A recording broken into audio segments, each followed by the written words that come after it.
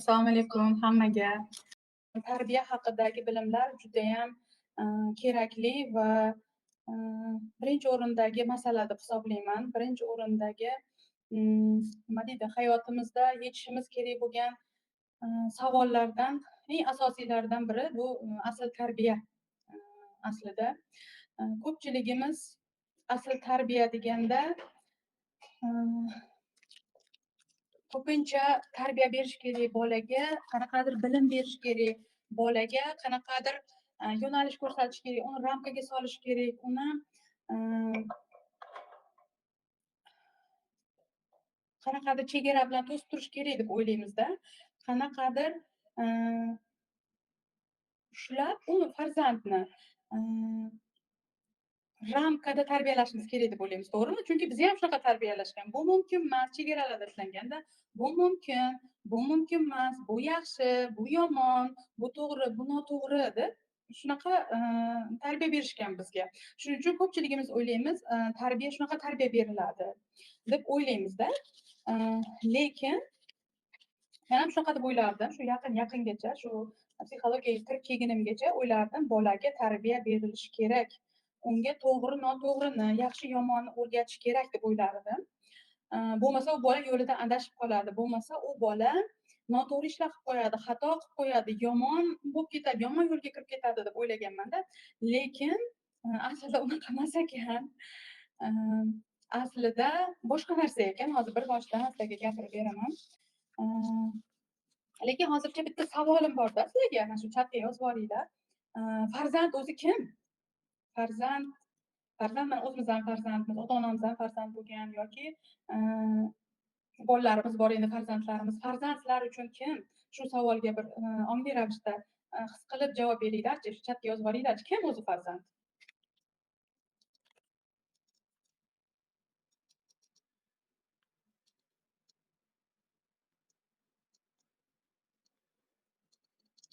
Go'zalsiz, rahmat. Shaxs, mana aytibdilar. Dilnoza, shaxs, to'g'ri, shaxs. Yana kim? Kim farzand? Kimda yana qanaqa variantlar bor? To'g'ri, shaxs birinchi navbatda.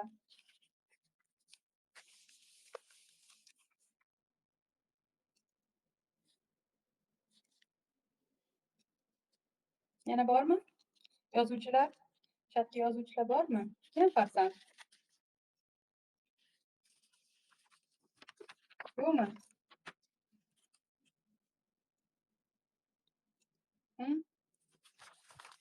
Mayli, bo'lmasa o'zim aytaman. Shaxsi ham to'g'ri, insonligi ham to'g'ri uni. Lekin birinchi navbatda farzand bu ruh. Hammamiz ruhmiz. Birinchi navbatda ruhligimizni esimizdan chiqarmasligimiz kerak. Biz yaratuvchini zarrasidan, yagona boliq yaratuvchisini zarrasidan, nafasidan paydo bo'lgan ruhmiz. Farzandimiz ham xuddi bizga o'xshab ruh, bizga o'xshab yer planetasiga rivojlanish uchun, o'sish uchun kelgan. U ham o'zini missiyasi bilan kelgan, o'zini vazifalari bilan kelgan, o'zi tanlab tushgan, o'zini o'sha yaratuvchini oldidagi vazifalari bor. Va xuddi bizga o'xshab yer planetasiga har bir inson tozalanish uchun, tozalanib, mukammallikka erishish uchun, komil inson bo'lish uchun, komillikka erishib o'sha yaratuvchi bilan yuzlashish uchun kelgan bo'ladi. Xuddi bizga o'xshab farzandlar ham shu asosiy vazifasi bilan kelgan, yer planetasiga tozalanish uchun kelgan. Va bu farzandlar bizni shaxsiy mulkimiz emas birinchi navbatda. Farzandni faqatgina farzand yer planetasiga shunday tushib bo'lmaydi-ku, osmondan tap etib bola tushmaydi, to'g'rimi? O'zidan o'zi paydo bo'lmaydi. Shu yer planetasidagi qonun qoidalarga ko'ra inson ota-ona orqali paydo bo'ladi.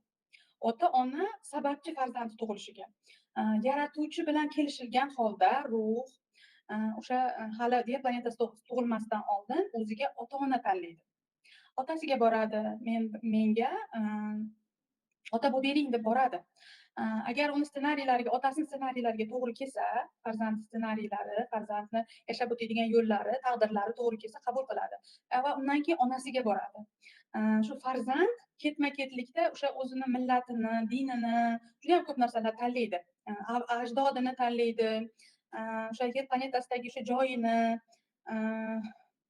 Misol uchun kimdir Afrikani tanlagan, kimdir Amerikani, mana kimdir O'zbekiston. Biz O'zbekistonni tanlagan farzandlarimiz va tanlab tushib, u shu ota-ona orqali yer planetasiga tushadi. Ota-ona ko'prik xolos.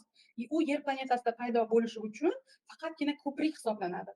Mostda u o'sha osmondan sразу tusha olmaganligi uchun, paydo bo'la olmaganligi uchun ota-ona orqali yer planetasida paydo bo'ladi va o'z missiyasini boshlaydi yer planetasida.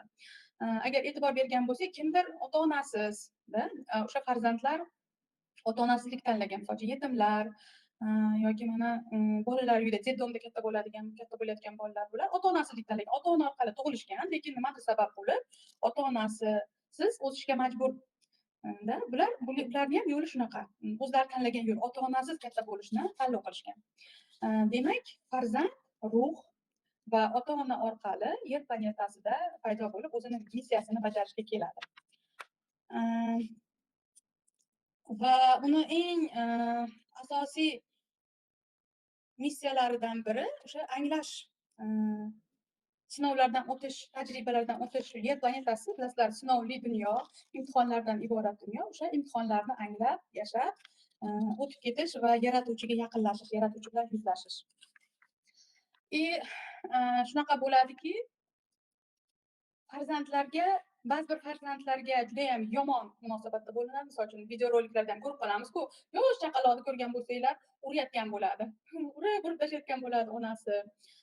Yoki bo'lmasam yosh bolalarni o'sha tashlab ketgan, yoki qaysidir bola zvezda bo'lib, yulduz bo'lib tug'ilishi mumkin. Qaysidir mashhur odamlarni oilasida tug'ilishi mumkin. Bu ham ularning tanlovi. Kimdir o'sha bomshni farzandi bo'lib tug'ilishi mumkin. Yoki juda ham mashhur insonlarning qo'lida, mashhur oilada, boy badavlat oilada tug'ilishi ham mumkin. Bu ham ularning tanlovi asosida bo'ladi aslida farzandni.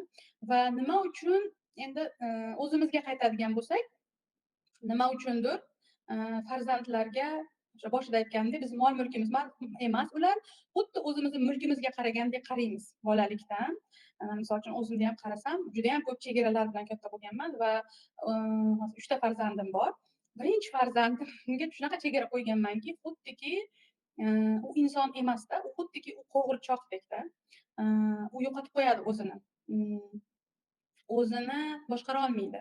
Hech narsani bilmaydi. Yiqilib tushadi deymiz o'sha bolalikdan. Ovqat yemasa majburlab yedirganman, kiymayman desa kiydirganman, pampers taqmayman desa taqtirganman. Judayam ko'p zapret bilan xuddi o'zimni mulkimdek qaraganman-da. Bu bitta manda emas, judayam ko'p insonlar shunaqa qaraydi. Katta farzandiga ham xuddiki haliyam boladek qaraymizda. 40 yoshga kirgan bo'lsa ham, 50 yoshga kirgan bo'lsa ham faqat ota-ona bolaga qaragandek va ishonchsizlikda qaraymiz katta farzandlarga ham. Endi kichkinalarini aytmasak ham bo'ladi. Bu bolalar ramkada, chegarada katta bo'lgan bolalar albatta o'zini yo'lini topishda juda ham qiynaladi. Judayam chunki ramka qo'yilgan-ku, bu mumkin emas, bu noto'g'ri, bunaqa qilma. Umuman erkinlik bermaymiz, e'tibor berganmisiz? 3 yoshga kirgangacha bo'lgan bolalarga umuman erkinlik bermaymiz. Hatto o'sha yiqilib tushasan deymiz, sal yurib qolsa, ushlama, tegma, o'sha ushlab ko'rishiga, o'shani his qilib ko'rishiga bermaymiz. Ko'p narsada cheklaymiz, cheklov qo'yamizda va u bolani qo'rqoq qilib qo'yamiz. Xuddiki uni xato qilishga haqqi yo'qdekda. Va bog'cha ham, jamiyat ham xuddi shunday tarbiyalaydi. Mana bog'cha ham tegma, qimirlamay, mana shunday o'tirib, e'tibor berganmisiz? Bog'cha maktablarda shu qo'limizni erkin qo'ya olmaymiz, erkin tura olmaymiz. Bog'chadan boshlanadi. O'tir, tegma, igrushkalarga tegma, o'ynama, ushlama. Chunki bola uyda ham shu, bog'chada ham shu. Undan keyin maktab ham shu. Faqat chegara. U bolani miyasi o'zi ko'p qirrali, o'zi farzand, bola, ruh juda ham ming qirrali bo'lib tug'iladi. Uni qobiliyatlari juda ham ko'p bo'ladi.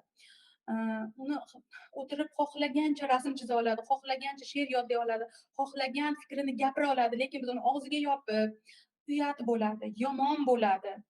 O'zimizni iqrorliklarimizda, o'zimiz o'ylab topgan iqrorliklar. Bu iqrorliklar ham bizga ota-bobomizdan o'tib kelgan. Mumkin emas, to'g'ri, noto'g'ri deb aytilgan o'sha ota-bobomizdan, onalarimizdan qolgan iqrorliklarni bolamizga singdirishni boshlaymiz. O'zimdek his qilamanda, nimaga bolalarimni urgim kelmasdi, lekin urib qo'yardim. O'zim anglay olmasdim. Bu ham o'sha gendan o'tib kelganda, ota-onamizdan gendan o'tib kelgan, o'zim anglamagan holda farzandlarimni urib qo'yardim. Urmayman deyman, lekin yana urib qo'yardim nimagadir. O'sha bizga qonimizdan o'tib qolgan, urish kerak bolani. Bolaga tarbiya berish kerak. Bolani urib katta qilish kerak. Ras aytganingni qilmadimi, sol shapaloq bilanda sol aylantirib, qulog'ini tagiga qo'yib bor. Shunaqa deb o'rgatilganda bizga, kim agar esida bo'lsa, shunaqa deb tarbiya berilgan. Ras aytganingni qilmayaptimi, sol aylantiribda. Uni ko'ngliga quloq solma. Bolani ko'ngliga qarab bo'lmaydi. Mana hozir ham bolani ko'ngliga umuman qarab bo'lmaydi. U agar aytganini qilaversang haddidan oshib ketadi. Buzilib ketadi, yomon bo'lib ketadi. Uni ramkada ushlash kerak, pasaytirish kerak, popugini pasaytirish kerak deb bizga o'rgatilgan. Va biz shu nazarda bola o'stirganmiz. O'zimiz ham shunaqa o'sganmiz va bolalarni ham shunaqa o'stirganmiz. Va o'zimni tajribamdan kelib chiqadigan bo'lsam, shunaqa bolamni uraverganimdan, katta farzandim endi hammani birinchi farzandi tajribadan o'tadida. Birinchi farzandda o'sha ota-ona qo'rqoqroq bo'ladi, bilimi yo'q bo'ladi va bolani biz ham o'sha bizga ota-onamiz namuna bo'lib berganda, qanday tarbiyalanish, inson o'zi aslida mana shunga to'xtalib o'tay, eshitganini qilmaydi, ko'rganini qiladida. Biz ko'rganmiz, ota-onamiz bizni urgan yoki singlimizni urgan, ukamizni urgan, so'kkan, chegara qo'ygan, u mumkin, bu mumkin emas degan o'shandan qolib olganmizda. O'shanda namuna olamiz. O'zimizga o'sha bo'yicha bola tarbiyalaymiz. Bola tarbiyalashni ham bilmaymiz. Va urganman, so'kkanman, ramkada ushlaganman, chegaralaganman, shunaqa bo'ladi deb o'ylaganman. Shunaqa qilib qo'yganmanki, o'sha katta farzandim ko'zlarini pirpiratishni boshlagan, qo'rqoq qilib qo'yganmanda. Keyin bora-bora bu narsa yelkalarini qimirlatishni boshlagan, nerpatologlarga olib borganman. Olib bormagan doktorim qolmagan, ichkizmagan dorim qolmagan. Ishlar edim, o'zim ham kollejda, maktabda ishlardim. Topgan pulimni o'sha bolamni bu yoqdan urib so'kar edim, chegara qo'yar edim. Bu yoqdan o'sha topgan pulimni, qarang, nima obmen energiya bo'lishini, topgan pulimni uni dori-darmonga sarflardim. Nimaga pulimda baraka yo'q deb yana hayron ham bo'lardim. Nima uchun baraka yo'q? Nimaga topgan pulim mana shu bolani dori-darmonga? Постоянно lechение. Shunaqa bilan katta qilganman-da. Ikkinchimga, lekin ikkinchi bolada sal nimaroq bo'lar ekan. Yengilroq bo'ladi, agar kim bu tajribalardan o'tgan bo'lsa. Ikkinchi bolada уже sal erkin qo'yadi. Uchinchi bolada yana ham erkinlik berasizda, уже ishonch paydo bo'ladi. Birinchi bolada qanaqadir qo'rquv bo'lar ekanda. Lekin baribir hozirgi onalarga agar siz birinchi farzandingiz bo'lsa, erkin qo'yishingizni maslahat bergan bo'lardim. O'zi aslida bolaga munosabat bu o'zingizga munosabat. O'sha vaqtda men o'g'limga qattiq turardim deyapman, talabim kuchli edi, cheklovim kuchli edi. O'zimga ham shunaqa edi. O'zimda ham ko'p narsada ovqatda chekilar edim, kiyimda chekilar edim, gapda, shirin so'zimda chekilar edim yoki qattiq gapirish, hamma narsada o'zimga nisbatan cheklov bor edi. Har bitta harakatimda cheklov bor edi. Shuning uchun ham shunaqa bo'lganki, farzandimga xuddi shuni berar edim. O'zingizda nima bo'lsa shuni berasiz. Shuning uchun aytgan bo'lardim, agar siz birinchi farzandingiz bo'lsa, o'zingizga ko'proq mehr bering. O'zingizga ko'proq erkinlik bering, ruxsat bering. Yemishda ham, kiyinishda ham, so'zlashuvda ham, sayohatlarda ham hech narsadan cheklamaslikka harakat qiling o'zingizga. Shundagina u bolaga siz bera olasiz. Bizda yo'q bo'lganligi uchun erkinlik berolmaganmiz. Berolmaganman o'sha bolaga erkinlikni-da. O'zimni chunki nazorat qilardim. O'zim erkin bo'lishga ruxsat bermasdim. Erkin bir joyga borib kelishga, erkin nimanidir olib yeyishga, xuddiki noto'g'ri qilayotgandek, xuddiki pulim tugab qoladigandek yoki turmush o'rtog'imni puli tugab qoladigandek. Shunaqa o'zimni tutardim-da. Va bu bolaga o'sha o'zimga bo'lgan munosabatni bolaga ham berardim. Lekin keyingi farzandlarimda o'sha erkinlikni berganimdan keyin bolaga ham erkinlikni berganman. O'zimga ravo ko'rganimni bolamga ham ravo ko'rganman. Keyingi bolalarimga sekin-sekin o'sha o'sishni boshlaganman. Va o'sha bolam eng katta farzandim 12 yoshga kirganda nefrotolog yurib, oxirida nefrotologga olib borganimda shunaqa deganki, singlim degan, endi kuchli nefrotolog ekanda, bu bolaga erkinlik kerak, erkin qo'ying degan. Erkin qo'ysangizgina bu bolani holati yaxshilanadi, xotirjam bo'ladi, bu bola уже kasallanmay qo'yadi degan. Xohlagan kitob o'qimaydi, rivojlanmaydi, shunaqa maktabda ham yaxshi o'qimaydi. Shunaqa tajribalardan o'tganmanki, eng zo'r repetitorga berardim. Eng zo'r maktabga berganman o'sha bolamni. Eng zo'r repetitorga, eng zo'r ustozga, eng zo'r daftar kitob, eng yaxshi o'sha kiyim-kechak, lekin bola yaxshi o'qimas edi. O'sha birinchi farzandimdan oladigan bo'lsam, rivojlana olmasdi, qanaqadir stop tormozdek-da, hech narsani qabul qila olmas edi. Qabul qilmas edi. Kirmas edi ongiga.